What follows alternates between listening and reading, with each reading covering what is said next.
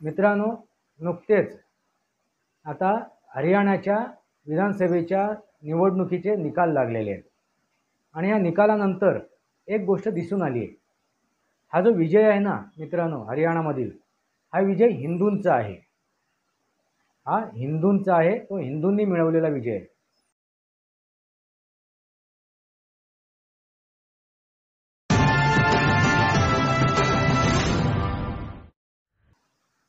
नमस्कार मित्रांनो, वास्तवावर बोलू काहीतरी या शृंखलेमध्ये पुन्हा एकदा आपलं स्वागत. मी आपला मित्र राजेश वासंती साबाजी किवस्कर. मित्रांनो, नुकतेच आता हरियाणाच्या विधानसभेच्या निवडणुकीचे निकाल लागलेले आहेत आणि या निकालानंतर एक गोष्ट दिसून आली आहे. हा जो विजय आहे ना मित्रांनो, हरियाणामधील हा विजय हिंदूंचा आहे. हा हिंदूंचा आहे, तो हिंदूंनी मिळवलेला विजय आहे असं मी का म्हणतोय. कारण 2024च्या जे लोकसभेची निवडणूक झाली त्यामुळे त्या निवडणुकीमध्ये हिंदूंना वाटण्याचा प्रयत्न केला होता, विभागण्याचा प्रयत्न केला होता, हिंदूंमध्ये विष पेरण्याचा प्रयत्न केला होता. संविधान खतरे में है, लोकतंत्र खतरे में असं दाखवून खोटं रेटण्याचा प्रयत्न केला होता, दिशाभूल करण्याचा प्रयत्न केला होता, संभ्रम निर्माण करण्याचा प्रयत्न केला होता. आणि ह्या सर्व गोष्टी लक्षात आल्यानंतर आज हरियाणामधील हिंदू काय झालाय, जागृत झाला. तो जागृत झाला आणि त्याने भारतीय जनता पार्टीला निवडून दिलेलं आहे. मित्रांनो, आता विधानसभेच्या 2 ठिकाणी निवडणुका झाल्या. एक हरियाणामध्ये झाली आणि एक जम्मू काश्मीरमध्ये झाली. जर तुम्ही दोन्ही ठिकाणचे विधानसभेचे निवडणुकीचे निकाल जर बघितलेत, रिझल्ट बघितला तर तुमच्या लक्षात येईल जम्मू काश्मीरमध्ये बहुसंख्याने मुसलमान आहेत, त्यामुळे त्यांनी भारतीय जनता पार्टीच्या विरोधात तिथे मतदान केलेलं आहे. आणि ह्या उलट या उपर हरियाणामध्ये भारतीय जनता पार्टीला समर्थन करून त्यांनी मतदान केलेलं आहे. कारण एक्झिट पोल जे होते, जे एक्झिट पोल दाखवण्याचा प्रयत्न केला होता विविध चॅनलने, विविध समाचार पत्रांनी, बातमी देणाऱ्या वाहिन्यांनी, न्यूज चॅनलने जे काय ओपनिंग पोल दाखवले होते त्या पोलमध्ये भारतीय जनता पार्टी हरताना दिसत होती. आणि नुसती हरताना नाही तर मोठा पराभव होताना ते दिसत होतं. पण वास्तवात उलटं दिसून आलं, मोठा विजय दिसला. हा मोठा विजय दिसलेला आहे. तिथे शेतकऱ्यांच्या नावावरती, तिथे सैनिकांच्या नावावरती, कुस्तीवीरांच्या नावावरती ही निवडणूक लढवली गेली होती. मित्रांनो, लक्षात घ्या, हा नरेटिव्ह तिथे साधण्याचा प्रयत्न केला होता आणि हिंदू मुसलमान हाही तिथे प्रकार करण्याचा प्रयत्न केला होता. केंद्र सरकारच्या विरोधात त्यांनी तिथे आगपाखड केली होती. एवढं सर्व केल्यानंतर सुद्धा तिथे भारतीय जनता पार्टी अगदी मोठ्या प्रमाणात निवडून आलेली आहे. मित्रांनो, लक्षात घ्या, हा जो विजय आहे हा विजय हिंदूने त्यांना दिलेला आहे असं मी का म्हणतो. तर ह्या राज्याला लागून असलेला हिमाचल प्रदेश, ही गोष्ट का घडली, हा चमत्कार का घडला, तर ह्याला कारण काय, ह्या राज्याला लागून असलेली हिमाचल प्रदेश, तिथे जो काय मस्जिदवरना गदारोळ चालू आहे आणि एक नव्हे तर 3 मस्जिदवरना गदारोळ चालू आहे बेकायदेशीर बांधकामावरून, मस्जिदच्या बेकायदेशीर बांधकामावरून, आणि हिंदू तिथे एकवटलेले आहेत. त्याचाही परिणाम या निवडणुकीवरती झालेला आहे. दुसरा, बांगलादेशमध्ये जे काही हिंदूंवरती अत्याचार झाले, तिथे सत्ता परिवर्तन झाल्यानंतर, तिथली जी सत्ता होती ती उलथून लावल्यानंतर, शेख हसीना यांची सत्ता उलथून लावल्यानंतर जे काय तिथे हिंदूंवरती अत्याचार झालेत, हिंदूंच्या आया बहिणीची इज्जत लुटली गेली, त्यांचे घर लुटले गेले, हिंदूंना तिथून पलायन करायचा भाग पडलं, हे सर्व जे प्रकार घडले त्यामुळे हिंदू आता सतर्क झालेले आहे. मित्रांनो, गैर मुसलमान याची काय अवस्था होते, त्यांना काय तोंड द्यावं लागते हेही इस्रायलला समोर ठेवून आज हिंदू समजून घेतोय. इस्रायलमध्ये जे काय 7 ऑक्टोबरला जी काय गोष्ट घडली त्याची पुनरुक्ती करण्याचा सुद्धा प्रयत्न केला जाणार आहे अशी वाच्यता केली गेली. म्हणजे 1 वर्षापूर्वी जे काय घडलं तेथील निरपराधी जनतेवरती जो अत्याचार केला गेला, त्यांचा कत्लेआम केला गेला, ती गोष्ट. आणि त्यानंतर आता प्रतिउत्तर देते इस्रायल. हिजबुल्ला, हमास या ज्या आतंकी संघटना आहेत त्यांना ते प्रतिउत्तर देते, त्यांना नेस्तानाबूत करते. हे जे काय दिसते आता मित्रांनो, ह्या ज्या काही गोष्टी लक्षात येत आहेत, पाकिस्तानमध्ये जे काही हिंदूंच्या विरोधात घडते, ह्या ज्या गोष्टी लक्षात येत आहेत, याच्यावरून आज हिंदू जागृत झालेले आहेत. आणि हा हिंदू जागृत करण्यासाठी सर्वात मोठा जो वाटा आहे तो योगी आदित्यनाथ यांचा आहे.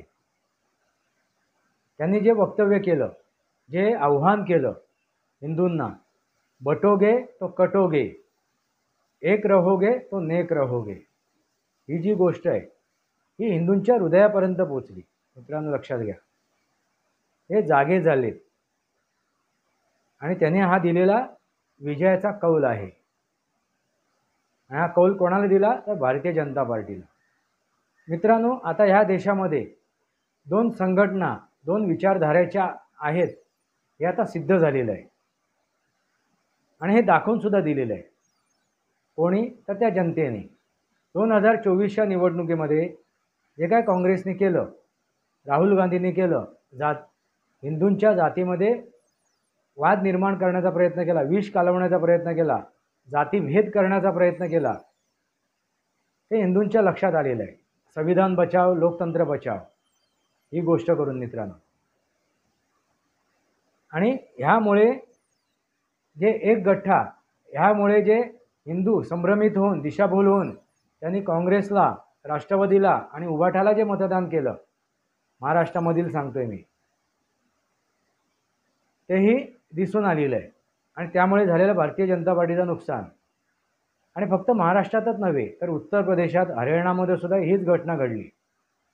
मुसलमानांनी एक गठ्ठा मतदान हा काँग्रेस आणि काँग्रेसच्या सोबत असलेल्या त्यांच्या इतर घटक दलांना केलेलं आहे. म्हणजे काँग्रेस आणि त्यांच्या सोबत असलेले घटक दल, त्यांच्या आघाडीमध्ये असलेले घटक दल यांना त्यांनी समर्थन केलेलं आहे मुसलमानांनी. आणि ही गोष्ट आता हिंदूंच्या लक्षात आलेलं आहे. 100% मतदान हे काँग्रेसच्या बाजूने केलं मुसलमानांनी. म्हणून आज काँग्रेस हा पक्ष मुसलमानांची विचारधारा असलेलाच आहे असं दिसून आलेलं आहे. आता हिंदूंची विचारधारा असलेला पक्ष कुठला तर भारतीय जनता पार्टी. आता 2 मतप्रवाह निर्माण झालेले आहेत. मित्रांनो लक्षात घ्या. आणि त्याचेच हे परिणाम आहेत, त्याचेच हे निकाल आहेत. हा जो विजय आहे हा हिंदू जागृतीमुळे झालेला आहे, हिंदूंच्या एकत्र येण्यामुळे झालेला आहे. बटोगे तो कटोगे, एक रहोगे तो नेक रहोगे, तो एक रहोगे तो नेक रहोगे हा जो विषय त्यांना पटला. दुसरी गोष्ट, पंतप्रधान नरेंद्र मोदीजींनी सुद्धा त्या प्रचार दौऱ्यामध्ये, प्रचार सभेमध्ये एक गोष्ट ठेवली होती जनतेसमोर. बटोगे तो जो भी अभी अपने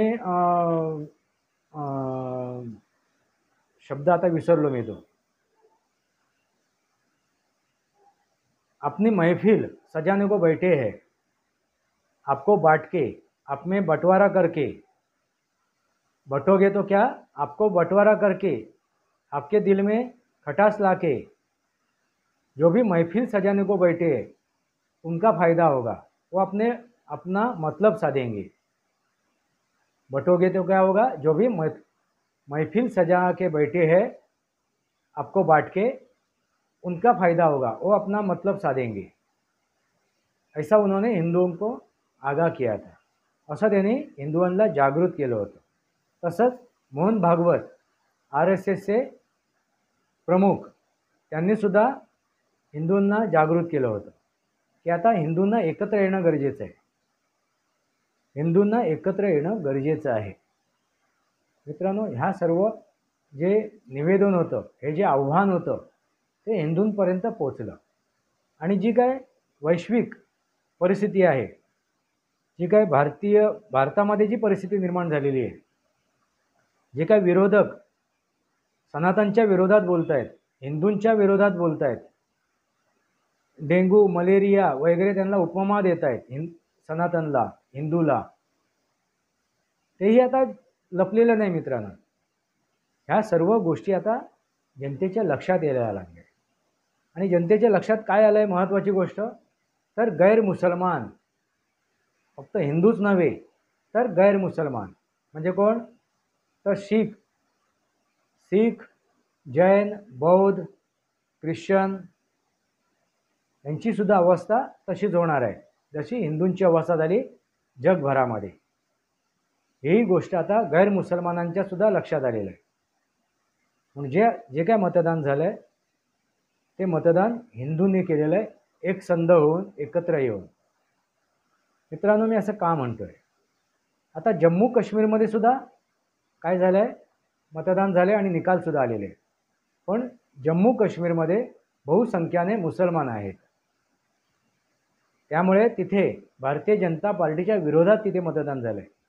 पण काही अंशी मुसलमानांनी सुद्धा जम्मू काश्मीरमध्ये भारतीय जनता पार्टीला मतदान केलेलं आहे.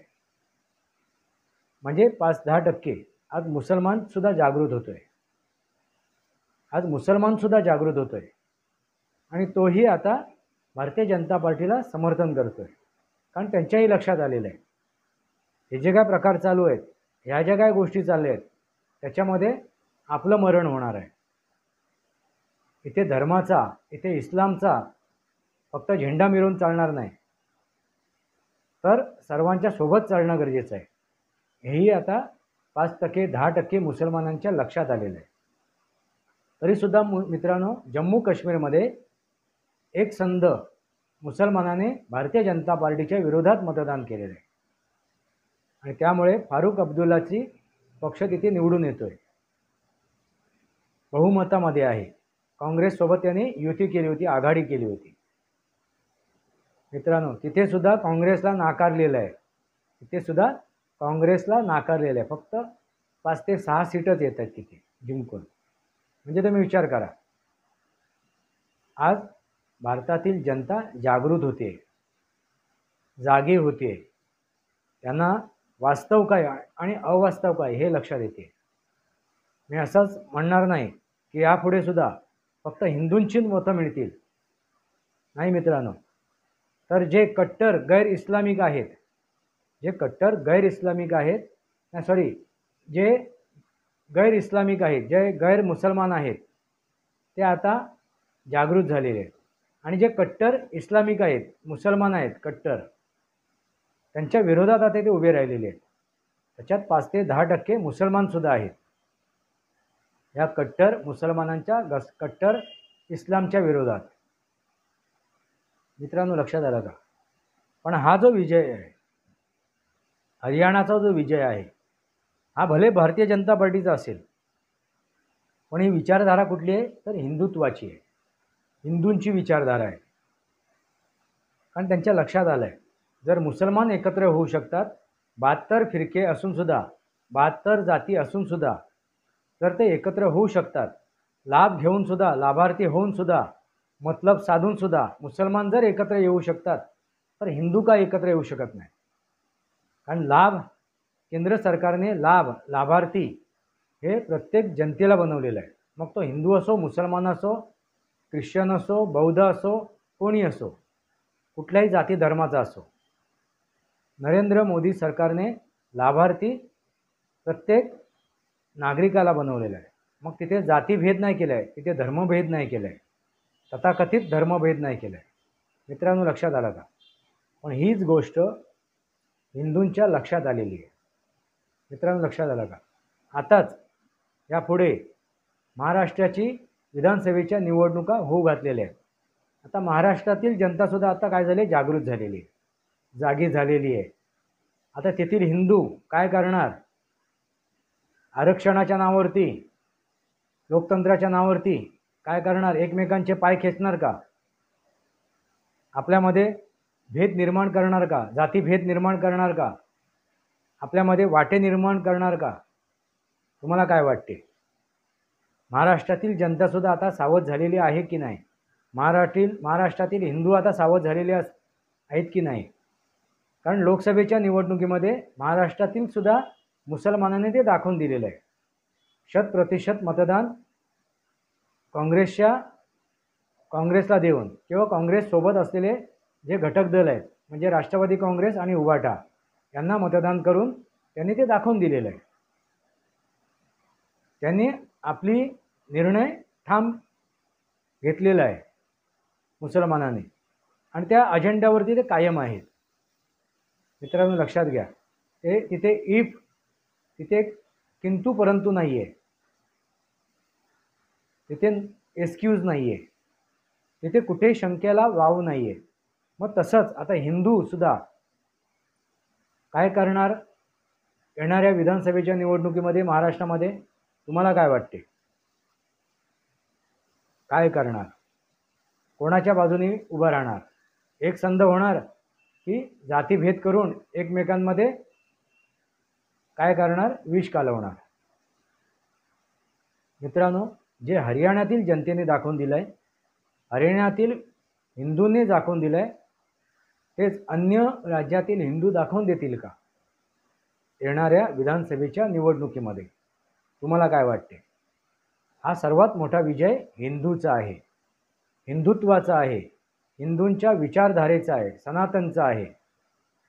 हा विजय हरियाणाचा हा मुसलमानांना दिलेले प्रत्युत्तर आहे, इस्लामला दिलेलं प्रत्युत्तर आहे. हिंदू जागेगा तो क्या होगा? हिंदू जर जागा झाला तर काय होईल? हा फक्त मतदान नाही आहे, हे फक्त भारतीय जनता पार्टीला जिंकून देणं नाही आहे, तर एक इशारासुद्धा आहे, अमेरिकेला दिलेला इशारा. अमेरिकेने सुद्धा लोकसभेच्या निवडणुकीमध्ये हस्तक्षेप करण्याचा प्रयत्न केला होता. बांगलादेशमध्ये जसं सत्ता परिवर्तन घडवून आणण्याचा प्रयत्न केला, तसा भारतामध्ये सुद्धा सत्ता परिवर्तन घडवून आणण्याचा प्रयत्न केला गेला होता अमेरिकेने. आणि अमेरिकेला दिलेले चोख उत्तर आहे हरियाणातील जनतेने, हरियाणातील हिंदूंनी. मित्रांनो, फक्त आपण ह्या निवडणुकापुरतेच हरियाणातील या रिझल्टचा, या निकालाचा समीक्षा करू नये. हा जो निकाल आहे हरियाणातील हिंदूंनी दिलेले कौल आहे, तो समस्त भारताला आहे, समस्त जगाला आहे. जे भारत विरोधी विदेशी शक्त्या आहेत, ताकद आहेत, त्यांनासुद्धा हा इशारा आहे. जे देशामध्ये ज्या भारत विरोधी शक्त्या बसलेल्या आहेत, स्लीपर सेल आहेत, ही जी काय वाळवी लागली आहे भारताला आतून, त्या वाळवीला सुद्धा हा इशारा आहे. हा इशारा कोणी दिला आहे? तर हिंदूंनी दिलेला आहे. तुम्हाला काय वाटते मित्रांनो? हरियाणातील हिंदूंनी दिलेला हा इशारा आहे. तसंच जम्मू काश्मीरमधील हिंदूंनी सुद्धा इशारा दिलेला आहे. त्यामुळे दुसऱ्या क्रमांकावरती आज भारतीय जनता पार्टी आहे. आणि बऱ्याच ठिकाणी यापूर्वी जे त्यांचं परफॉर्मन्स होतं त्यापेक्षाही चांगला परफॉर्मन्स भारतीय जनता पार्टीने जम्मू काश्मीरमध्ये सुद्धा दिलेला आहे. त्यामुळे जम्मू काश्मीरमध्ये सुद्धा बघताना तिथे नॅशनल कॉन्फरन्स जरी जिंकून आला असेल, त्यांचा जरी उद्या सगळे मुख्यमंत्री बनला, तरी हा विजय तिथल्या हिंदूंचा आहे. भले मुसलमानांनी त्यांना एक संध, एक गठ्ठा मतदान करून जिंकून आणलं असलं तरी. महबूबा मुफ्तीला त्यांनी साफ नाकारलं, लक्षात घ्या. PDPला त्यांनी साफ नाकारलं आणि सगळा वोट, मतदान हे त्यांनी नॅशनल कॉन्फरन्सला दिलं. मित्रांनो लक्षात घ्या. उमर अब्दुल्लाला दिलं. याचा अर्थ काय? मुसलमानांचा अजेंडा काय आहे? तय आहे, त्यांचा निर्णय झालेला आहे, त्यांचा अजेंडा त्यांनी सेट केलेला आहे. आता हिंदूंना आपला अजेंडा सेट करायचा आहे आणि तो हिंदूंनी आपला अजेंडा सेट करून दाखवला आहे. तो म्हणजे हरियाणामध्ये, तो म्हणजे जम्मूमध्ये. लक्षात घ्या मित्रांनो, जम्मूमध्ये सुद्धा आणि हरियाणामध्ये सुद्धा हिंदूने आपला अजेंडा सेट केलेला आहे. त्यामुळे ह्या जम्मू आणि हरियाणा ह्या निवडणुकीचा जो निकाल लागला आहे त्या निकालावरून तुमच्या लक्षात आलं असेल, हिंदू आता जागृत झाला आहे, जागा झाला आहे, तो संभ्रमित नाही आहे, त्याची दिशाभूल कोणी करू शकणार नाही आहे, त्यांच्यामध्ये जातीभेद कोणी निर्माण करू शकणार नाही आहे, हे दाखवून दिलेलं आहे. आणि अशीच उत्तरोत्तर त्यांच्यात प्रगती व्हावी, हिंदूंच्या मानसिकतेमध्ये उत्तरोत्तर प्रगती व्हावी, अशीच माझी ईश्वराचरणी प्रार्थना आहे. अन्यथा जे लेबनानमध्ये घडते आहे, जे सिरियामध्ये घडते आहे, जे हमासमध्ये घडते आहे, फिलिस्तीनमध्ये घडते आहे, हमासमध्ये नाही फिलिस्तीनमध्ये घडते आहे, लेबनानमध्ये घडते आहे, तेच भारतात घडून येईल. जे बांगलादेशमध्ये घडते आहे तेच भारतामध्ये घडून येईल. जी बांगलादेशची अवस्था झाली आहे, तेथील हिंदूंची अवस्था झाली आहे, पाकिस्तानमधील हिंदूंची अवस्था झाली आहे, तीच भारतामध्ये दिसून येईल. आता हिंदूंनी निर्णय घ्यायचा आहे, हिंदूंनी आपला अजेंडा सेट करायचा आहे आणि तो त्यांनी करून दाखवलेला आहे. मित्रांनो, तुम्हाला काय वाटते? हरियाणाच्या निवडणुकीचे जे निकाल लागले आहेत त्याच्यामध्ये जो हिंदूंनी मतदान केलेलं आहे, हिंदूंनी भारतीय जनता पार्टीला जे निवडून आणलं आहे, तिसऱ्या वेळेला भारतीय जनता पार्टी आता सरकार स्थापन करते आहे, हे हॅट्रिक आहे. तिसऱ्या वेळा लागोपाठ हा विजय आहे. मित्रांनो, लक्षात आलं का? हा विजय हिंदूंचा आहे. वास्तवावर बोलू काहीतरी या शृंखलेला सबस्क्राईब करा, बेल आयकॉन दाबा, माझे विचार पडत असेल लाईक करा, आपले विचार कमेंट बॉक्समध्ये लिहा. तुर्तास इतकंच. भारत माता की जय, वंदे मातरम. जय भारत, जय महाराष्ट्र.